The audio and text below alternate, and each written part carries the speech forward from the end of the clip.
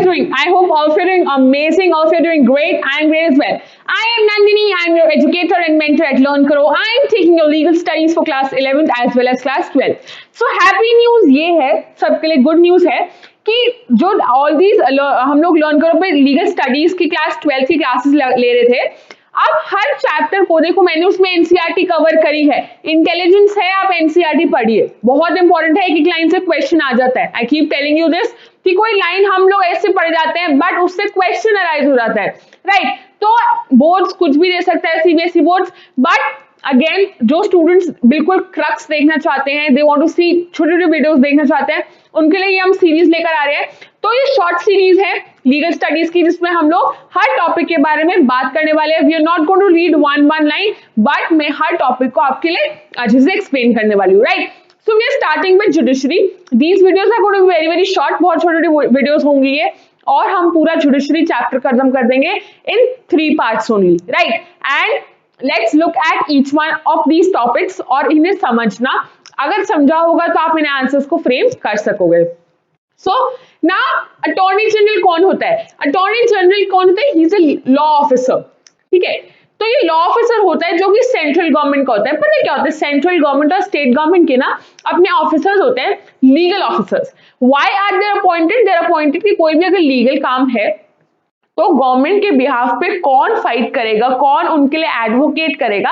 So there exist some people which are called law officers, and these law officers, attorney general होता है central government के लिए, and advocate general हम अभी आगे पढ़ेंगे, एडवोकेट जनरल होता है स्टेट्स के लिए, राइट? सो आर्टिकल 76 बात करता है, कॉन्स्टिट्यूशनल बॉडी है अटॉर्नी जनरल, याद रखना आर्टिकल 76। अपॉइंट कौन करता है इन्हें? इन्हें अपॉइंट करता है प्रेसिडेंट। वेरी इंपॉर्टेंट, देखो हर बोर्ड्स में क्वेश्चन पूछा जाता है, what is the difference between attorney general and advocate general. तो आप अगर नोट आ जाए कि आप अटॉर्नी जनरल के बारे में लिखना या फिर एडवोकेट जनरल के बारे में लिखना, या इनके बीच में डिफरेंस बताओ, अगर आपको रिस्पेक्टिवली दोनों पता होंगे तो आप इनके बीच में डिफरेंस भी बना सकते हैं, राइट? देन आर्टिकल 76 पता लग गया, appointment of attorney general. Attorney general को अपॉइंट कौन करता है? प्रेसिडेंट ऑफ इंडिया करता है। He is called the first legal officer, हमेशा इन्हें बोला जाता है कि ये फर्स्ट लीगल ऑफिसर है। 1 मार्क क्वेश्चन आ सकता है, अटॉर्नी जनरल को कौन अपॉइंट करता है? President, article 76। Then what first legal officer is attorney general. तो डू यू सी कि देखो हल्के हल्के एक्सप्लेनेशन से कैसे कैसे क्वेश्चंस आ जाते हैं। Then he is appointed during the pleasure of the president. Now what does pleasure of president mean? it means कि जैसे अटॉर्नी जनरल के फिक्स्ड टेन्योर या फिक्स्ड इयर्स नहीं होते हैं, 5 इयर्स 6 इयर्स, ऐसे नहीं कि वो इतने इयर्स के लिए अपॉइंट होगा। He will be appointing during the pleasure of the president. President चाहे इन्हें कभी भी हटा सकता है, with in 1 year, with in 10 years, जब भी चाहे वो अटॉर्नी जनरल को रिमूव कर सकता है, या अटॉर्नी जनरल खुद भी स्टेप डाउन कर सकता है, but there is no fix time as prescribe, ठीक है? नहीं तो प्रिस्क्राइब होता है कि प्रेसिडेंट इतने इयर्स तक बन सकता है, या फिर prime minister is appointed for these many years, but ऐसा नहीं होता है अटॉर्नी जनरल के साथ। ही is appointed during the pleasure of the president, correct? तो ये समझ आया। देन आर्टिकल 165 बात करता है, so now we know article 76 बात करता है अटॉर्नी जनरल की, आर्टिकल 165 बात करता है एडवोकेट जनरल की। एंड एडवोकेट जनरल जो होता है वो स्टेट लेवल पे अपॉइंट होता है। तो ये स्टेट के, इनको बोलते हैं चीफ लीगल ऑफिसर। चीफ मतलब मेन लीगल ऑफिसर होते हैं, ये स्टेट के होते हैं, बट राइट, स्टेट गवर्नमेंट के होते हैं। सो अपॉइंटमेंट ऑफ एडवोकेट जनरल की बात करता है आर्टिकल 165। तो ही इज अपॉइंटेड बाय गवर्नर, जैसे वो अपॉइंट होते हैं प्रेसिडेंट से, ये होते हैं गवर्नर से, right? And he holds office during the pleasure of the governor. ऐसे ही इनके बीच में डिफरेंस है। He is the senior law officer of the state. आप अगर एनसीईआरटी पढ़े तो इसको चीफ लीगल ऑफिसर भी बोलते हैं of the state, and there are additional advocate generals are also appointed. Advocate general तो होता है, उनके अंडर additional advocate general भी होते हैं, इसमें यही बात बताई हुई है, राइट है? अगेन इनका भी फिक्स टेन्योर नहीं होता, they hold during the pleasure of the governor. बस इसमें हमें यही जानना है, दिस इज वेरी इंपॉर्टेंट, ये बात पता होनी चाहिए। क्वेश्चन आ जाता है क्या डिफरेंस है, ये क्वेश्चन 4 मार्क्स में आता है, ठीक है? This question comes in 4 marks. Alright, let's talk about article 20 sub clause 3 के बारे में बात करते हैं। आर्टिकल 20 के ना 3 सब क्लॉसेस है, तो हम आर्टिकल 20 सब क्लॉज 3 की बात करें, आपके एनसीईआरटी में दिया हुआ है, no person accused of any offence shall be compelled, किसी को आप कोर्स नहीं कर सकते हो, कंपेल नहीं कर सकते हो, फोर्स नहीं कर सकते हो to be a witness against himself. इसको हम पता है क्या बोलते हैं, हम इसे सेल्फ इंक्रिमिनेशन बोलते हैं, ठीक है। तो जो सेल्फ इंक्रिमिनेशन, सो आर्टिकल जो होता है ना, आर्टिकल 20 सब क्लॉज 3 जो है वो सेल्फ इंक्रिमिनेशन से डील करता है कि कोई भी पर्सन आपको कंपेल नहीं कर सकता, फोर्स नहीं कर सकता कि आप अपने अगेंस्ट ही विटनेस करें। तो पुलिस जब इन्वेस्टिगेट कर रही होती है ना, क्वेश्चन पूछ रही होती है, अगर पुलिस कोई ऐसा क्वेश्चन पूछे ना जिससे पता लगेगा कि आप गिल्टी हो, तो आप वो क्वेश्चन मना कर सकते हो जवाब देने से। क्यों मना कर सकते हो? क्यों? क्योंकि article 23 is a fundamental right, आप इसके अगेंस्ट प्रोटेक्टेड हो। दीज दीज थिंग्स से दिस ओनली, यही कहते हैं कि आपको कंपेल, आपको फोर्स नहीं किया जा सकता कि आप विटनेस बने against yourself, right. So article 23 के तहत या फिर by the virtue of this article you can be protected by that matter. तो राइट्स के बारे में बात करिए फिर। राइट्स जो होते हैं 2 टाइप्स के होते हैं, सिविल एंड पॉलिटिकल राइट्स होते हैं, then there are economic, social and cultural rights. Then now what is the difference between the two? देखो, जैसे सिविल एंड पॉलिटिकल राइट्स ना बहुत सस्ते होते हैं, why? Because it just talks about human freedom. ये याद रखना, ये ह्यूमन फ्रीडम को डील करते हैं। जो economic, social and cultural rights होते हैं ना, वो ह्यूमन डेवलपमेंट को डील करते हैं। I tell you why do I say this when I say this. तो ये बहुत सस्ते होते हैं, ये बहुत महंगे होते हैं rights. Civil and political rights में राइट टू स्पीच, अगर कोई बोल रहा है, तुम्हारा पैसा लग रहा है, गवर्नमेंट का पैसा लग रहा है, नहीं लग रहा, बस तुम उसे बोलने से रोको मत। राइट टू पीसफुली असेंबल, किसी चीज का डिस्क्रिमिनेशन रोकना, गवर्नमेंट का पैसा तो नहीं लग रहा। But right to education, right to health care, government का पैसा लग रहा है, all of these are economic and cultural rights, economic, social and cultural rights. But right to freedom of speech, right to freedom to peacefully assemble, all of these are civil and political rights. इनके बीच में यही difference होता है। Civil and political rights fundamental rights होते हैं, but economic, social and cultural rights होते हैं वो डीपीएसपी होता है, directive principle of state policies होते हैं, डीपीएसपी बोलते हैं। तो ये सब economic, social and cultural rights होते हैं।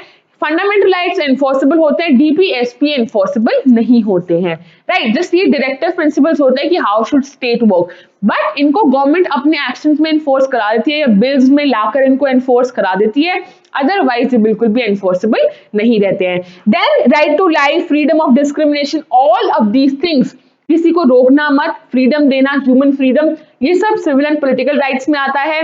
इसमें all of these rights come, right to basic education, basic health care, all of this is covered under economic, social and cultural rights, correct. Rights हमें समझ आ गए। Now we talk about Article 21. Article 21 talks about right to life and personal liberty. This is very important. आगे जाकर आप law करते हो या simple कोई भी बात होती है, आप कह सकते हो I have right to life. So article 21 deals with right to life. क्या है right to life? Personal liberty है, लाइवलीहुड है।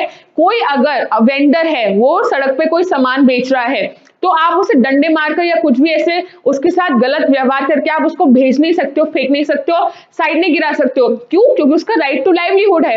वो कमाएगा कैसे? कमाएगा नहीं तो खाएगा कैसे? तो everyone has right to livelihood, काम करना सबको, everybody has right to work, everybody has right to livelihood. Then aged है, कोई बूढ़ा है, पुअर है, डिसेबल्ड है, मतलब उसके पास हो सकता है उसको हाथ में प्रॉब्लम है, एनीथिंग फिजिकली डिसेबल्ड है जो इंसान, मैन है, वुमन है, कोई भी है, उसको राइट टू फूड है। हर एक इंसान को खाना मिलना चाहिए, कोई भी इंसान भूखा नहीं सोना चाहिए।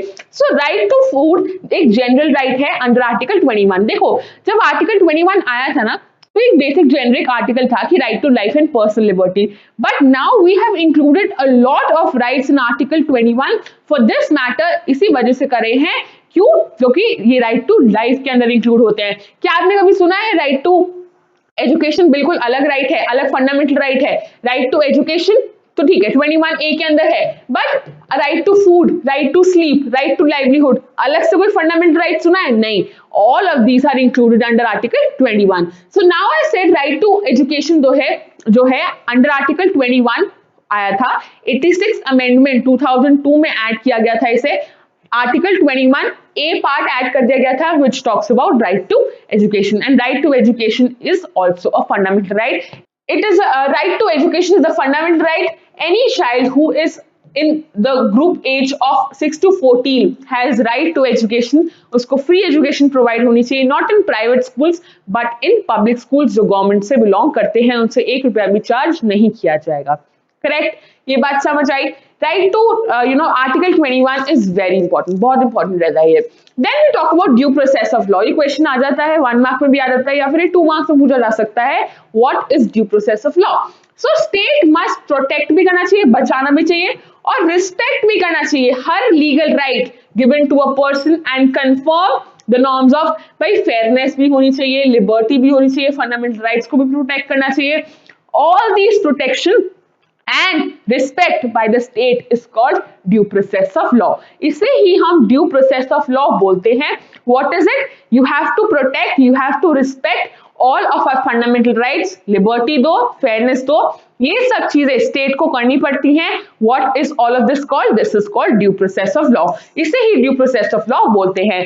Only an independent judiciary can make this concept operational. इसने बोला है कि जो इंडिपेंडेंट जुडिशरी होती है ना, वही इस कंसेप्ट को ऑपरेशनल कर सकती है.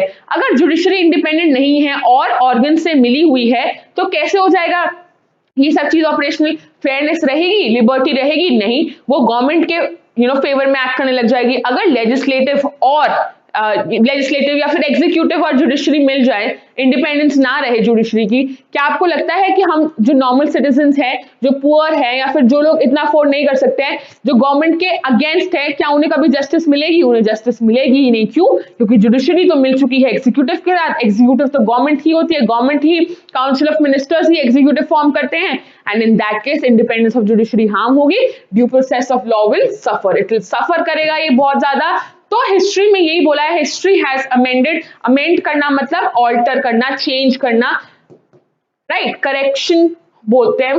दैट व्हेनेवर, जब भी इंडिपेंडेंस को डिस्टर्ब किया गया है, जब भी इंडिपेंडेंस ऑफ जुडिशरी एक्चुअली में एग्जीक्यूटिव के साथ मिल जाती है, तब इंडिपेंडेंस डिस्टर्ब हो जाती है. It has directly impacted upon the process of government and rights granted to average citizens. जो एवरेज इंसान होता है आज के दिन में, वो जिंदा इसलिए ही है, इसलिए सर्वाइव कर पा रहा है क्योंकि उसे पता है मेरे अगेंस्ट कोई काम होगा, मेरे अगेंस्ट कोई एक्शन लिया गया तो मैं कोर्ट चला जाऊंगा और जुडिशरी जो है मेरे को इंसाफ देगी, मुझे जस्टिस मिलेगी. बट अगर गवर्नमेंट और जुडिशरी ही मिल जाए तो जो एवरेज सिटीजन्स है, नॉर्मल सिटीजन्स है, वो लोग का बहुत बुरा हाल हो जाएगा. राइट, ये समझ आया ड्यू प्रोसेस ऑफ लॉ क्या होता है. अब इंडिपेंडेंस ऑफ जुडिशरी देने के क्या रीजंस है? This comes as a 6 mark question. ठीक है, मैं आपको ये समझा देती हूँ, आपको ऐसे ही लिखना है. You have to give these 3 headings and explain these headings. Judiciary जो है वॉचडॉग है डेमोक्रेसी में. इट मेक श्योर कि चेक्स एंड बैलेंसेस हैं हर ऑर्गन में. जुडिशरी जो है चेक करती है कि कोई भी पावर एक्सेसिव यूज नहीं हो रही है. फिर कॉन्स्टिट्यूशनली गारंटीड फ्रीडम देती है कि आप पीसफुली असेंबल कर सकते हैं, you can speak in public. जो भी ट्रू कॉन्स्टिट्यूशनल फिलोसफीज हैं, जो भी कॉन्स्टिट्यूशन में राइट्स दिए गए हैं, उनको एनफोर्स कराने का काम करती है जुडिशरी. तो इंडिपेंडेंस ऑफ जुडिशरी को क्या क्या रीजन ऐसे हैं कि इंडिपेंडेंस दी भी है? So these all are the reasons. Then judiciary जो है it acts as a guardian. Guardian means protect करती है फंडामेंटल राइट्स को कि किसी भी इंसान का फंडामेंटल राइट इन्फ्रिंज नहीं हो रहा है. एंड अगर स्टेट कर रही है देन स्टेट हैज टू पे हेवीली फॉर इट. इसको पे करना पड़ता है कि आपने किसी इंसान का फंडामेंटल राइट को ब्रेक किया है, इन्फ्रिंज किया है, वायलेट किया है. राइट, क्या क्यों दिया जाता है इंडिपेंडेंस? यही बात होती है कि उसके ये सब काम होते हैं, दैट इज व्हाई इनको दिया जाता है. These are the reasons for granting independence. ये इंडिपेंडेंस ग्रांट करने के रीजंस रहते हैं. अब ये दिया कैसे जाता है? There are a lot of things that can be seen कि ये इंडिपेंडेंस ऑफ जुडिशरी होती कैसे है. Then security of tenure. देखो 62 इयर्स में जो है हाई कोर्ट जजेस रिटायर होते हैं, 65 इयर्स में सुप्रीम कोर्ट जजेस रिटायर होते हैं, सिक्योरिटी मिलती है। अब इनको आसानी से हटाया भी नहीं जा सकता, इंडिपेंडेंस है ना जुडिशरी की, इसलिए तो ऐसे ही तो हो रही है। क्यों? क्योंकि उनको आसानी से नहीं हटाया जा सकता। कहते हैं जज इतने हाई इंटेलेक्ट का होता है कि डजंट इन्वॉल्व इन ऐसे केसेस में, इन्वॉल्व होता ही नहीं है, और जहां उसे लगता है ना कि यहाँ मेरा रिश्तेदार इन्वॉल्व है, वो चुपचाप स्टेप डाउन कर जाता है। दैट इज वाई वी से कि इनको आसानी से हटाया नहीं जाता, ना वो किसी स्कैम्स वगैरह में इन्वॉल्व रहते हैं। छोटे जो जजेस होते हैं, may be at the district level, state level, district level के जो जजेस होते हैं, दे माइट इन्वॉल्व, अंदर अंदर वो हो सकता है वो इन्वॉल्व रहते हो, बट नेवर जो ये हाई कोर्ट सुप्रीम कोर्ट के जजेस होते हैं, ऐसे कभी नहीं होता है। और ये भी अंदर की बात रहती है, और ये बात उड़ जाती है कि इन्होंने पैसे लिए हैं या फिर he's corrupt, as in he's taking money, he's extracting money out of people, so उनको कभी प्रमोशन भी नहीं मिलता है आगे जाकर, मतलब इन हाई कोर्ट और supreme court, right. Then they have, उनकी फिक्स सैलरी होती है, अलाउंसेस होती है, that comes from consolidated fund of India. ऐसा नहीं है कि उन्हें इंटरफेरेंस करी जा रही है, उनकी फिक्स सैलरी अलाउंसेस उनको मिलते हैं।